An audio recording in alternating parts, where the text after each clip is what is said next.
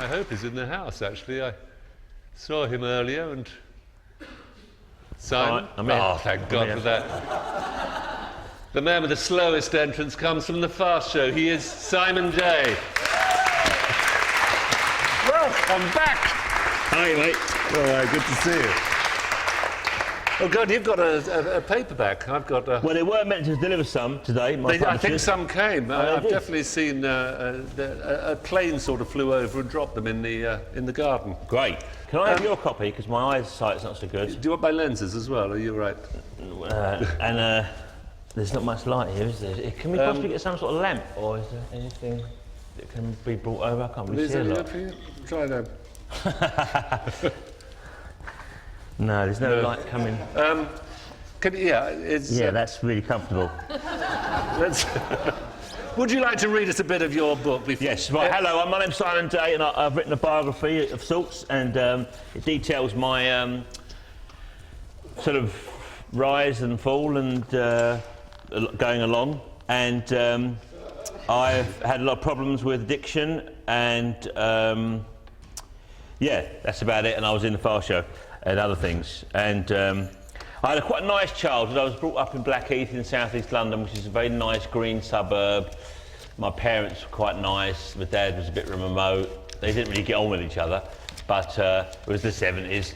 So you just carried on and then got divorced. And I was a bit of a strange kid. I kind of, do you remember Vision On, the programme Vision On? Okay. Vision On was a popular children's programme featuring kindly, shabby Tony Hart. They did arts and crafts stuff, and it featured Morph, a plasticine creature who got up to fancy tricks. My favourite bit was at the end, when the camera panned over all the pictures on the wall. They were painted by children. I used to think they were handicapped at the time for some reason, because they told you in sign language, in no uncertain terms, they couldn't return any of the pictures. I thought this cruel and unfair. The pictures were brilliant. Watercolours painted by 4-year-olds. The standard was much higher than now. On CBeebies now, they encourage kids to send in pictures of CBeebies characters, which is shoddy and smacks of greed. It's only so they can sell merchandise. Tony Hart was doing a live PA one day, and my mum took me to meet him. He sat sweating behind a table, looking persecuted. A long line of children, including me, snaking away from him. It was very exciting. I'd never met a TV star before. We inched forward. He was drawing pictures for people and smiling. I stared at him like a girl looking at a blouse in a shop window. Finally, I was face to face with the great man himself. What would you like me to draw? Snoopy, please. I was mad on the Peanuts cartoon strip. I can't draw Snoopy, but I can draw you another dog. I faltered. No, thank you. Snoopy, please. I can't draw Snoopy, but I can draw you a different dog. My patience was wearing thin. I looked up at my mum. Was he taking the piss? Can you draw me Snoopy, please? Just draw it, you sweaty fucker. I didn't say that, obviously. He stared at me for a bit too long. I can't draw you Snoopy, but I can draw you another dog. He was quite firm. My mum hushed me up. I was astonished by his behaviour. I mean, how hard could it be to draw Snoopy? He drew me a shit dog, a sort of Thelwell, friendly, hairy dog thing. I have no idea why Tony Hart refused my request. Was it some contractual thing with the BBC, or did he just hate Snoopy? Maybe he was jealous of Charles Schultz's wealth, the cartoonist. I was absolutely gutted. My mum couldn't understand why I was so angry. She told me to shut up after a while. That was the first time the BBC let me down. It wouldn't be the last. Hey.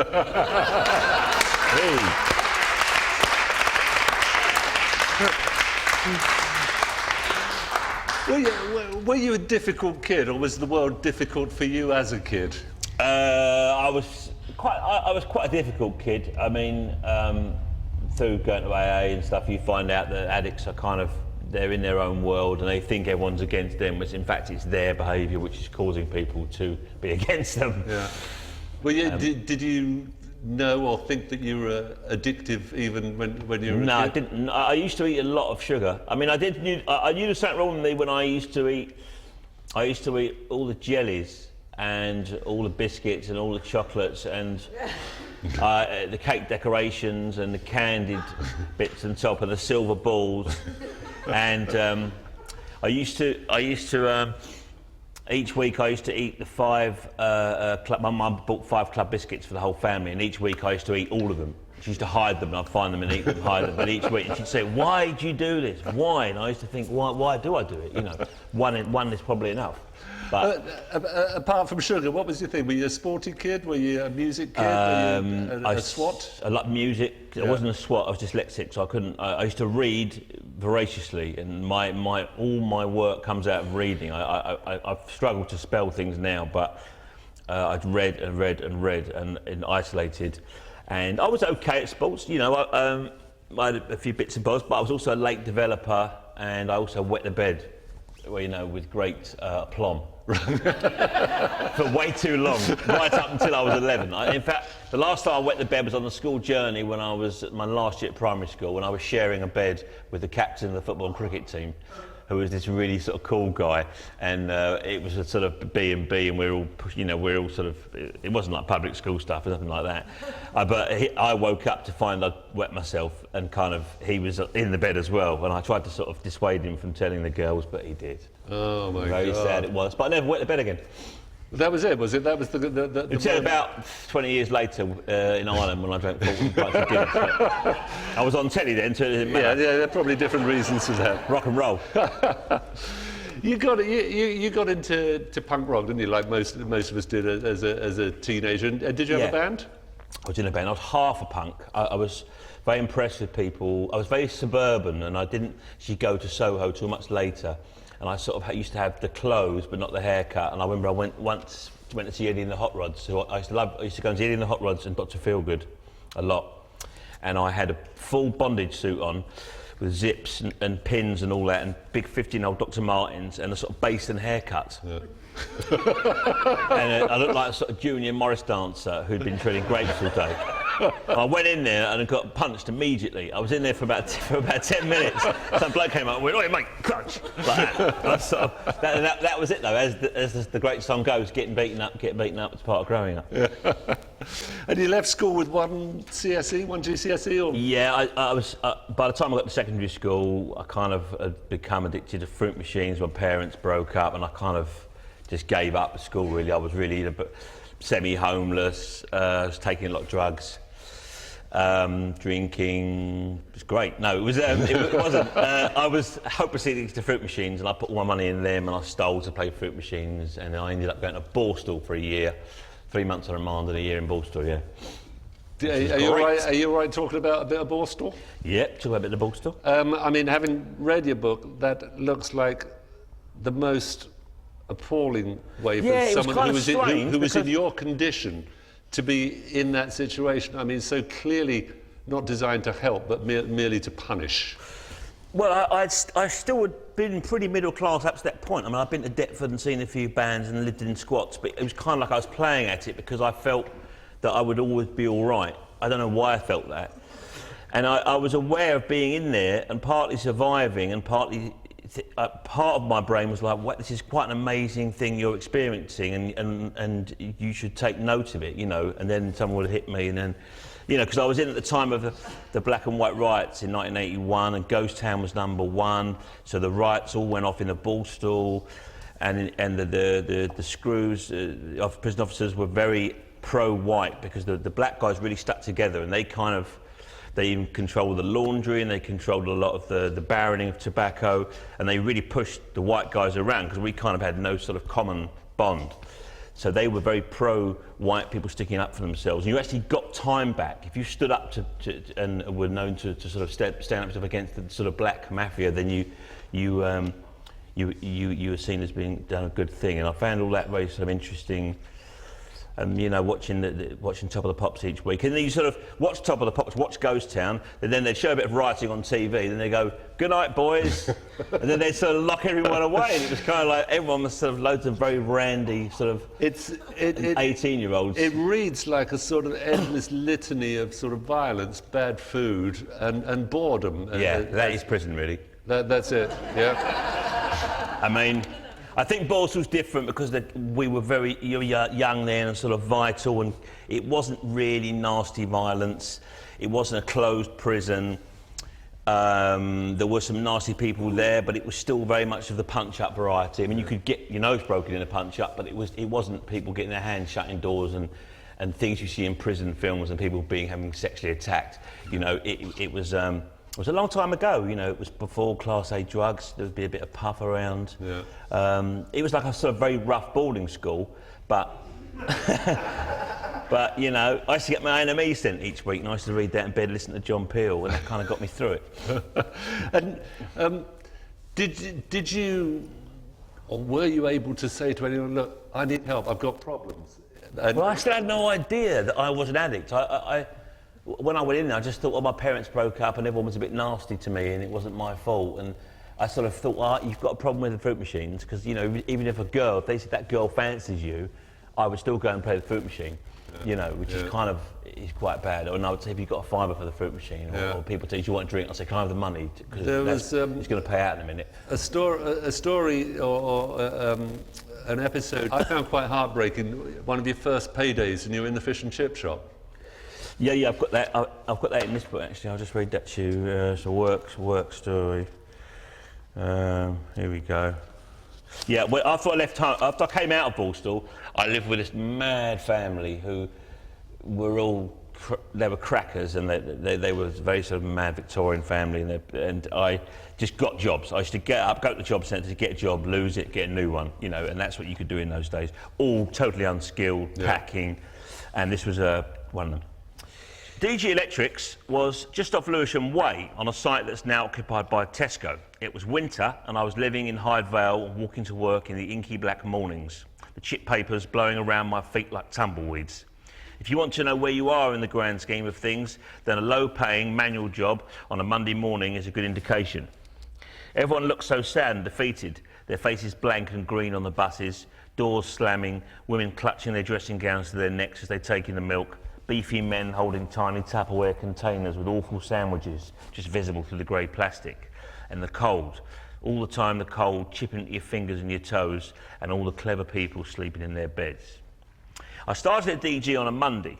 I was mostly moving plastic boxes of screws and washers around. There were 4 other people in the warehouse and I was bottom of the ladder. There was a guy there who was the spitting image of Walker, the spiv in Dad's army. Plus 2 old men and a Pakistani rockabilly rebel with a quiff and steel toe-cap boots. He thought he was the ship's biscuit and joshed and japed around with me, taking the piss in a general manner. By the Wednesday, he'd become quite bold and was putting me in headlocks and tripping me over while I was carrying tea and such like. When he approached me on the Thursday, his arms held out like a wrestler, I kicked him in the bollocks and went and got myself a cup of chicken soup from the vending machine. He was in some distress and rolled around a bit. I was a bit shaken up, but life was hard enough without his homoerotic horseplay. When he finally got up, we tussled around a bit and my earring got ripped out before we were broken up by the spiv. He never bothered me again. Mind you, I got fired the following Tuesday by a Jamaican foreman for wanking in the toilet. However, before that, on the preceding Friday, I was shocked and amazed to open my pay packet and find not the £26 I'd expected, but £84. I'd been granted a tax rebate from out of nowhere. I immediately told everyone on the shop floor, and even the Hindu rockabilly rebel was pleased for me. Within an hour, the spiv had sold me a girl's sheepskin coat that didn't fit me for £45. At that time, I had no concept of a fool and his money are soon parted. I was so young. How stupid could you be? I mean, he looked like Walker, he spoke like Walker. How much warning did I need? Down the pub that night, I stood with pockets full of cash, puffing on a quality cigarette. The jacket fitted me like a condom. Someone thought he was clever, pointed out it was a girl's coat because it buttoned up the wrong way. Later on, someone else said the same thing. I didn't care. I had 40 quid on me and I was drinking tequila sunrises without ice. I put all of my money in the fruit machine. The jacket was so tight I could barely raise my arm up to the slot. But I wasn't taking it off. It was a genuine sheepskin and it was mine.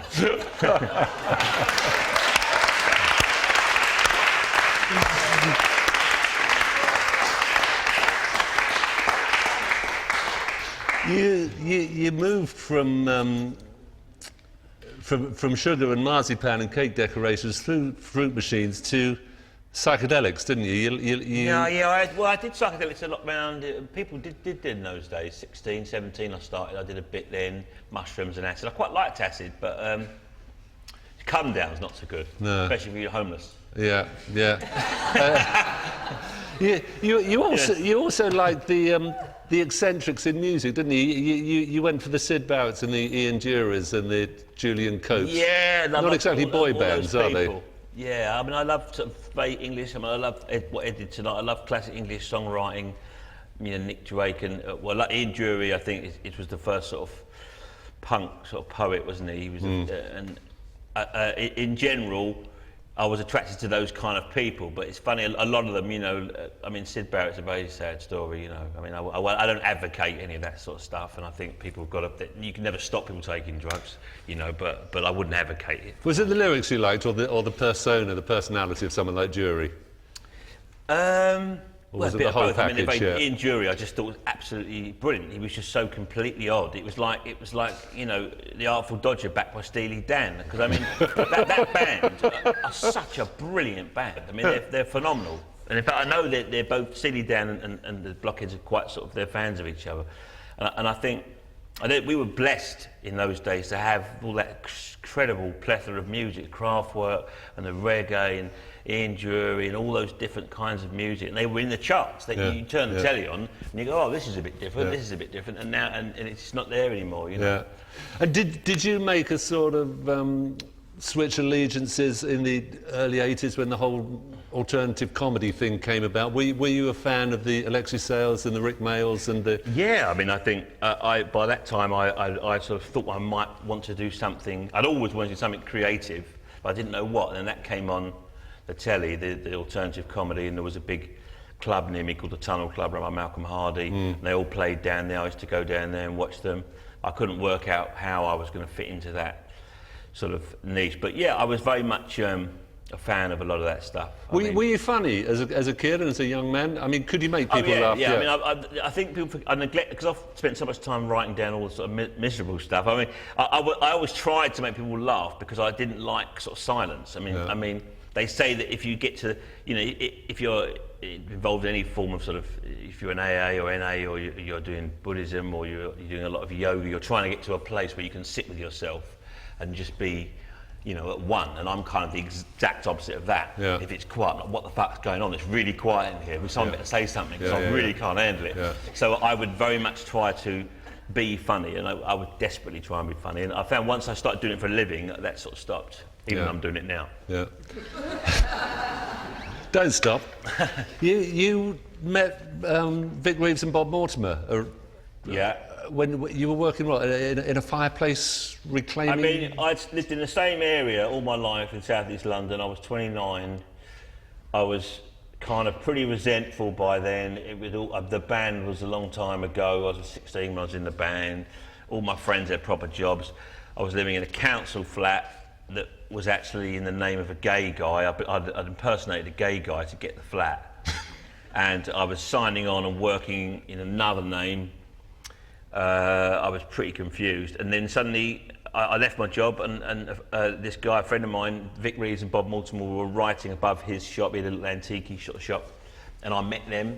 And my mate said, why don't you ever go out doing comedy? You know, and I had nothing to lose. I had no other sort of options. So we just wrote a set and I went and did it. And your comedy then was what was character based? It was character based. I very much didn't want to do the whole Margaret Thatcher thing and, you know, isn't it mad when you go to the supermarket and you lose a sock, which has now come very much back into vogue. But then I wanted to do something a bit different, you know, and I love characters. I love Harry Enfield and Stavros and Bugger All Money, and, you know, I'd seen Norbert Smith and Paul Whitehouse, so I wanted to do characters, so I started writing characters. But my first set was kind of all over the shop. I did Brookside, directed by David Lynch. Calm down, girl, and all that. And I did Raging Bull with a jazz soundtrack, but I changed it to he was having a go at his wife because she'd eaten all his sweets. Hey Vicky, you've been old girl, been eating my sweets. I won't do it now. Yeah, it was quite different. So I got on very quickly. I got on very well, very quickly. I sort of got on in with them, and they took me on tour with them. and suddenly I was supporting them out of nowhere. And was it around that time that, I mean, the first character that I associate with you is Tommy Cockles on radio. Was it around that time that you hit upon that lovable vaudevillian? Yeah, I used to watch, you know, those shows when people had died, and there would always be everyone you knew, and there'd be one guy who didn't know, who you think, well, who is he? You'd see Jimmy Tarbuck and Nicholas Parsons and Bruce Forsyth, and there'd be one guy who you'd never heard of. He'd be slightly bitter, and he'd always call the dead person by his first name to imply he knew him better than everyone else. And he'd go, oh, Mike was a fantastic guy. I remember he used to come in the garden back in Sutton, and we would have a great time. I'd play with his children and all that. And you'd think, well, who is this guy? So it was basically that guy, the guy that had fallen through the floorboards of light entertainment. Yeah. And the musical thing kind of just, we put that, I mean, I was kind of guessing a bit, but it was quite glasses, push the glasses up the nose, Eric Morecambe, and go, and that kind of was the character, you know. But it transferred to radio, didn't it? And worked incredibly well on radio without seeing the glasses being pushed up the nose, because by then, what, you'd established the character, or you had a confidence in it? Or? No, I didn't do it on radio. I did over Hackney Empire New Actor of the Year.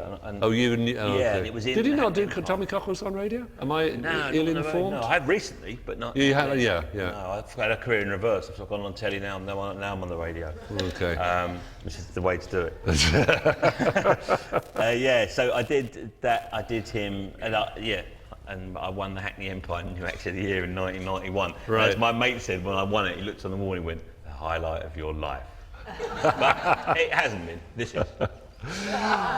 Would you read a bit about the Edinburgh Fiasco, or yeah, I can read it. Edinburgh Festival? This page 231 in that book, if that helps you. Always prepared. 231. So what year was this when you were doing the festival there? Well, I used to gig with Malcolm Hardy, who sadly passed away, who was the godfather of alternative comedy. He was like a legend, and he signed me up as his agent, and I used to go. He would do a show every year at Edinburgh, and he used to call it Arg Up the Creek, because with all the A's meant it was always first in the programme. He was very proud of that. So I went to Edinburgh, and I'd already been on. I'd done a bit of telly, and I was kind of a bit well known. This is about the mad girl, isn't it? Yeah, the year I remember was the year I invited a girl up. I'd first met her in the Ministry of Sound at 3 in the morning. She was tall and olive-skinned, wore all black with biker boots, had a slightly cruel mouth and a suspicious manner. Sexy, you say, but unhappy. A very common combination. We went back to my mate's council flat in Tanners Hill, Deptford, classy. But for some reason, I was between her bows. She spent a lot of time in the cab telling me not to get the wrong idea.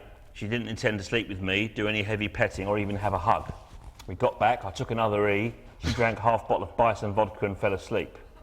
I watched over her sleeping form, gurning quietly. All you could hear was the creaking of my teeth and the low thump of my heart and the bass from the stereo. It was effortlessly romantic. So we woke up the next day, and she carried on drinking, and then we went to Edinburgh. Not me and her, yeah, she came later. Malcolm put together a top-class variety bill. Boothby Graffo, a solid comic who did comedy songs that were very funny. I got on very well with him, which is all that mattered. And Terry Rogers, a 60-year-old ventriloquist act. She was 5 foot tall and looked like a pug, more dead than alive. She was always covered in white powder with bright red lipstick, like cold veal and tomatoes. I nicked that from Graham Greene. She had that thing that a lot of performers of her generation had, a sort of regal demeanour. They believed themselves to be involved in a higher calling, treading the boards. She loved Tommy Cockles, of course. He reminded her of the old days. The shows were fun, and we had a laugh. Terry's show was actually very good too. She had a foul-mouthed puppet. I can't remember his name, but he had the trademark sinister face crucial to an event act. She'd remonstrate with him like a maiden aunt, he'd just say, fuck off. It was different. Malcolm was very good at discovering old speciality acts that went well in the alternative circuit. The best thing about doing the festival is staying in these fantastic mansion flats full of antiquities, with beautiful huge rooms, sandstone spiral staircases and old copies of The Lady. It was a real treat, though how the four of us, not counting the lunatic woman I'd invited, were supposed to live together, I had no idea.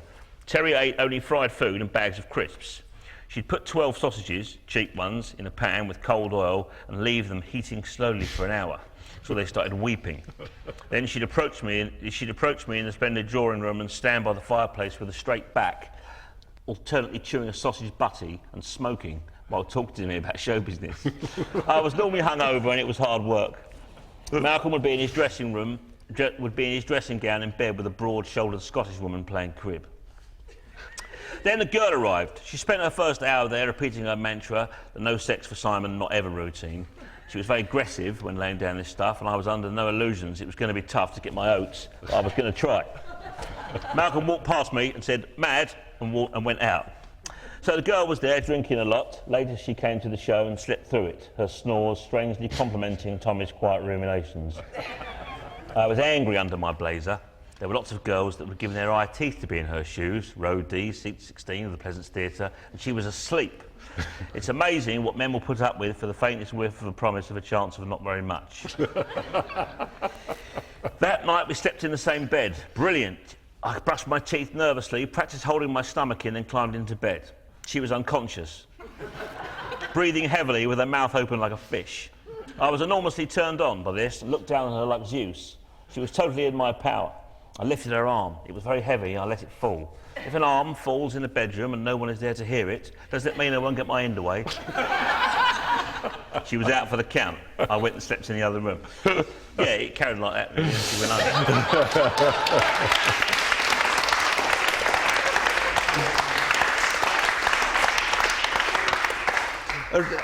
Around this time, your increasing fame seems to coincide, as it often does, with increasing consumption. Yeah. You were taking a lot of gear, is what I'm trying to say. I'm beating about the bush here, but you were taking a lot of gear, and yet you were on the point of, or actually knocking on the door of, or even over the threshold of considerable success many times, weren't you? And developed this amazing ability to blow it. Yeah, I actually turned down a series once. Janet Street Porter, who was sort of an early fan of mine, she got me on Paramount City and she really fucking thought I was funny. And I really like her actually. And she offered me my own show on Def 2. I mean, it's a long time ago. If you remember, it was like a sort of magazine show at about between 6 and 8 on BBC 2. And she said, "We'll build sets for you and you can do Tommy Cockle's stories." And I kind of, someone else had said, "Oh, Jonathan Ross will get you a sitcom BBC 2," and I sort of just turned it down without saying, "Well, maybe," which was a real stupid thing to do. But I was kind of, didn't see my family, I was no relationship, no kids, you know, I was earning a lot of money and I kind of was just barging around really, drunk, doing Charlie and thinking I was brilliant because I was funny. That's great. That's of course it is. But end to end. It's a familiar story, especially with comics, isn't it? You think of Peter Sellers, Peter Cook, Tony Hancock. I mean, famously troubled individuals, but they somehow managed to keep it together or bounce back. Was that because they were more forgiving times, or there was less talent around then, and so they just had to stick with the established names, or? Well, I say they bounced back. They all died of alcoholism, but. Listen, I'm not going to compare myself to them. You know, Tony Hancock was like a third of the population watched him on telly, and Peter Sellers is the greatest ever character comic of all time. But what they share with me is they were addicts or alcoholics, you know, and they didn't like themselves, and the only time they were happy was when they were performing. But you know, if you have any inclination towards addiction and you have any level of fame, it's the worst thing that can happen to you, because you just go mad. You know, but the most normal people who don't want to be famous. I mean, the guy who sits and watches the comic in the bar and says, "Oh, he's funny. I don't need to do that. My life's fine. I've got a wife, 2 kids. I don't need to be loved by a crowd of strangers." You know, they generally often have a more sort of normal personality. Apart from the odd serial killer. And what happened with Ross in the end? Did that just go pear-shaped, or? Yeah, I worked with him on Saturday Zoo, a show in 1994, which kind of was going to be a big sort of the Saturday Night Live style show, and it was live, and it was kind of nuts. We had loads of bands on, and we had a good time, but no one really watched the show. And then the Fast Show, which is obviously will probably be on your gravestone many years hence, we hope. Yes. How did that come about, and what was it like? And do you enjoy it? Do you remember it fondly, or? Yeah. How did that come about? Paul used to come and see me do Tommy Cockles, Paul Whitehouse, and he said we're doing a show one day with characters in it, and him and Charlie Higson they'd been doing a Harry Enfield show, and they'd made a trailer, and they'd cut down all the sketches to short sketches, and they thought, this is funnier than Harry's actual show.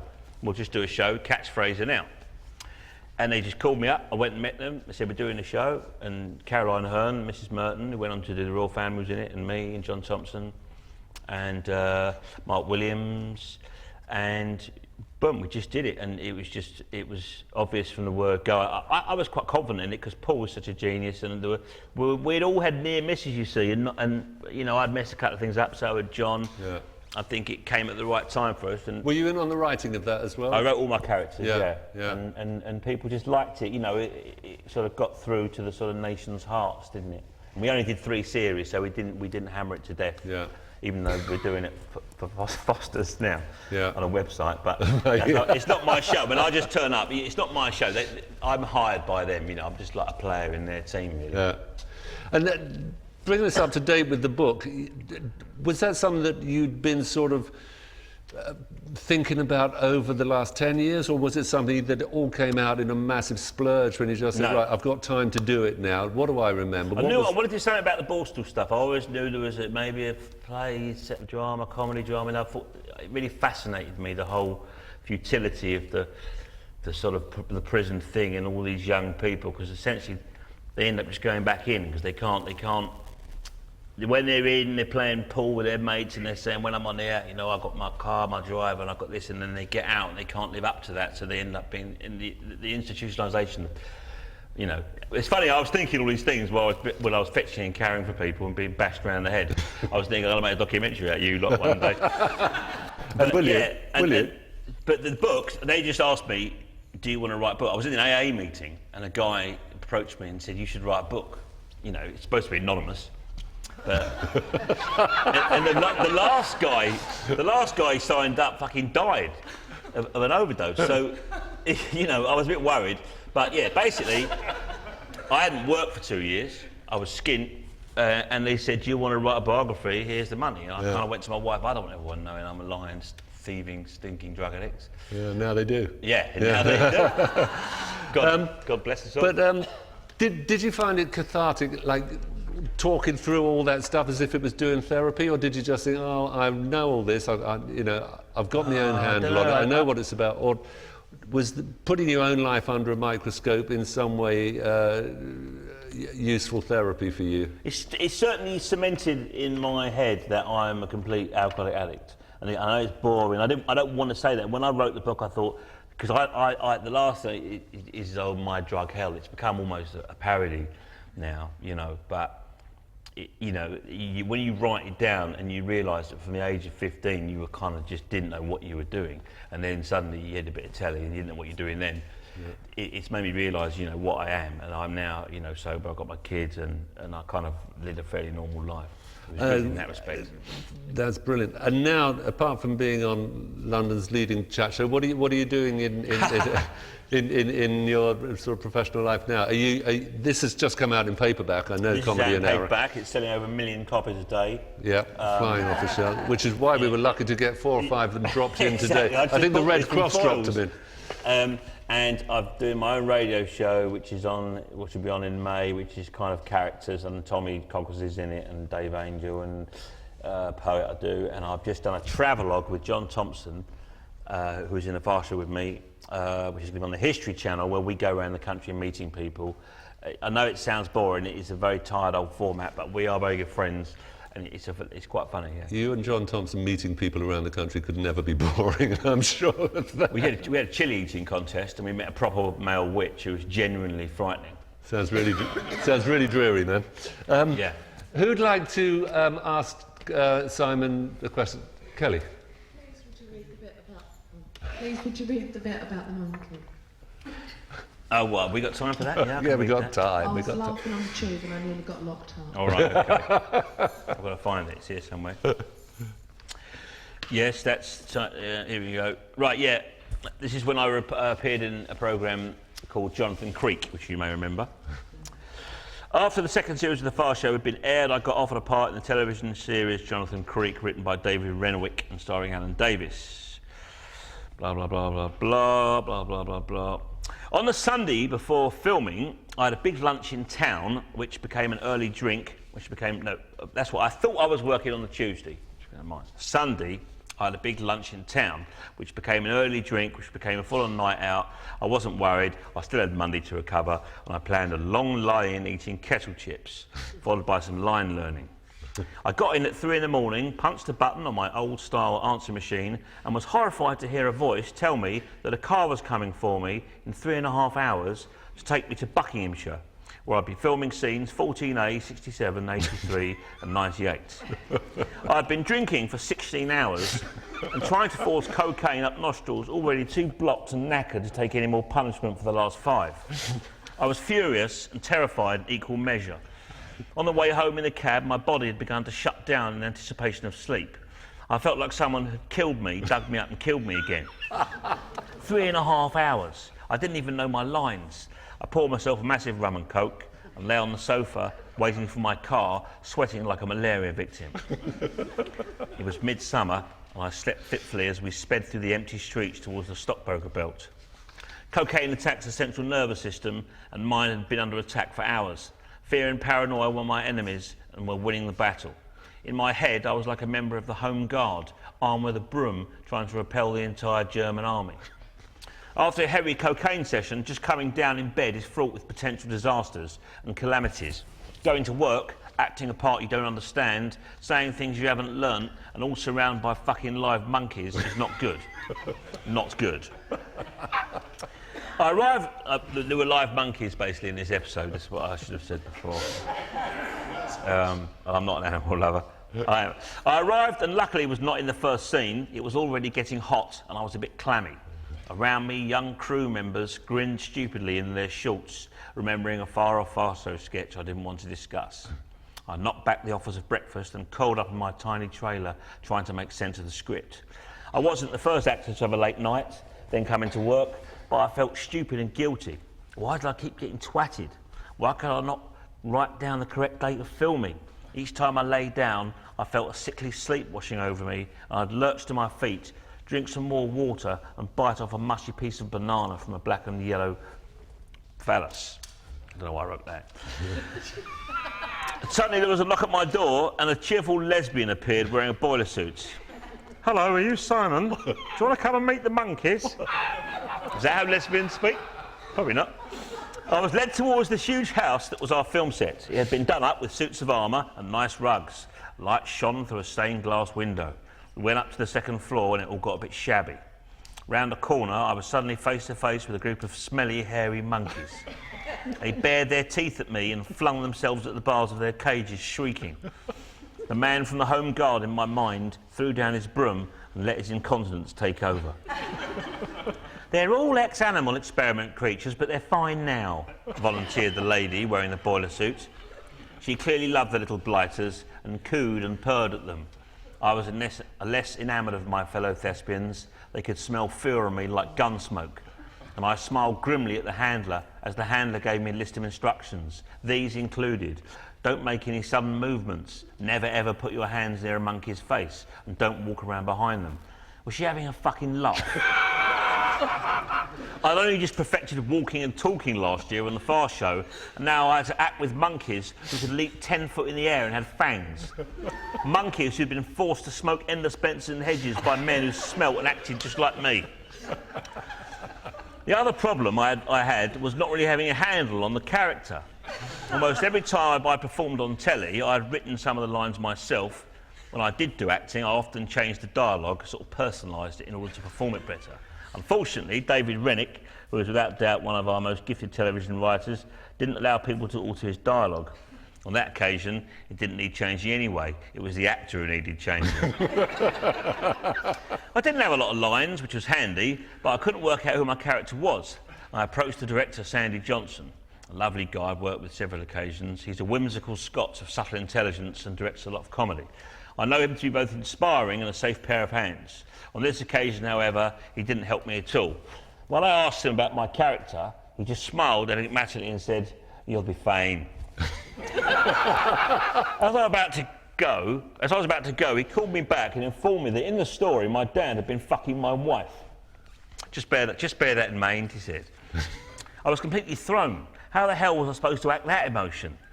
I didn't even have any scenes with my dad, just my wife. I went back to my trailer and practiced looking hurt and angry. I tried to remember how I felt in the kitchen when I'd listened to the answer machine message. I scowled a bit in the mirror. It wasn't quite Ben Kingsley. My mother was being played by Annette Crosby, OBE, winner of 2 BAFTAs, and Victor Meldrew's wife in One Foot in the Grave. Obviously, I felt a bit insecure about the prospect of working alongside an actor of her calibre. She was quite scary, but luckily she'd seen the Fast Show, so she knew who I was. In the first scene, I was sitting in a chair, and my wife was confronted by Annette with her infidelity. How was I going to act that emotion? The creeping worm of fear still up my leg. I was wearing tight slacks and my nether regions were soaked in sweat. I thought that at the moment of my wife's confession, I'd raised my bum slightly from the chair to indicate my displeasure. There was a monkey wandering about, his tail in the air, leaping from sideboard to chair with consummate ease. Just as Sandy said action, I noticed a small coil of poo emerge from his bunghole. "Oh, look, he's doing a poo," I said, in a strange, high, girlish voice I didn't recognise. "No, he's not," replied the handler firmly, as if admonishing a schoolboy. A bit more came out as the monkey peered round at me from behind a mock Ming vase. "Here he is! Dirty!" I hadn't realised my boys could go that high. In one expert movement, the handler swooped down with a tissue and wiped the monkey's arse, and the filming carried on. Funnily enough, at the crucial point when I had to deliver my line, my face twisted in rage at my wife, the monkey hopped onto my shoulders and started looking for things in my hair. I was so shocked, I forgot to show my wife my full displeasure. It looks all right, though. While I was filming that scene, I was worrying about the next one, in which I had to do another acting face. This time, registering the shock of seeing my father impaled on a pike staff through a leaded window. I was at a loss at how to display this emotion. The dad had, this is the truth, it's called House of Monkeys, the episode. The dad had licked a stamp with some drugs on it and had fallen, then impaled himself on a pike staff. And I had to run round the side of the house, look through the window at the camera and see my dad dead, who had been fucking my wife, admittedly. And I'll tell you what, I didn't know what I was doing. So that emotion, I thought I'd base my look through the window on Munch's The Scream with a bit of a Peter Glaze double take thrown in. I showed Caroline Quentin my facial plans and she burst out laughing. It was about 80 degrees by now and the beer was pouring out of me. I was desperately thought of film scenes I knew in which people discovered dead bodies. I kept getting the Psycho shower scene in my brain and for some reason Marlon Brando's death scene in The Godfather mixed up. Could I put some orange peel in my mouth and crash through the window and then keel over on my dead dad? Annette Crosby called me to the window. Jordan, come quickly." In the script, my line read, "Mother, what-ot?"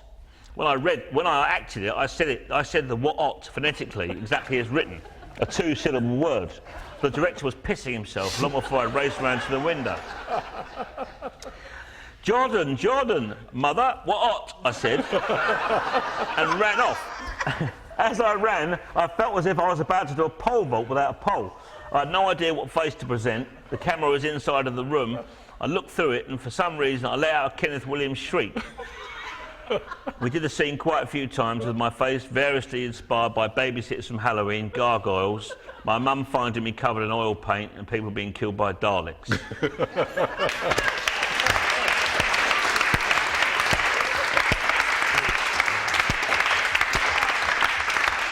Could we take one more question? I know time is moving on and we're going to have to vacate quite soon, but it's such a joy having Simon. One more question to close the proceedings? Obviously, that was it, mate. It's been a real pleasure. Simon Day, it's been... Thanks very much. Welcome up. Hard or soft. Thank you so much for coming. It was great. I'd just like to thank all my guests this evening for their participation, their great good nature, their wonderful talent, their stories and their charm. I'd like to thank Luca Silvestrini. I'd like to thank Ed Harcourt. I'd like to thank Simon Day. And thank you all for coming and making it what it was. It's been a really joyous, great, fun evening. Thanks so much for coming.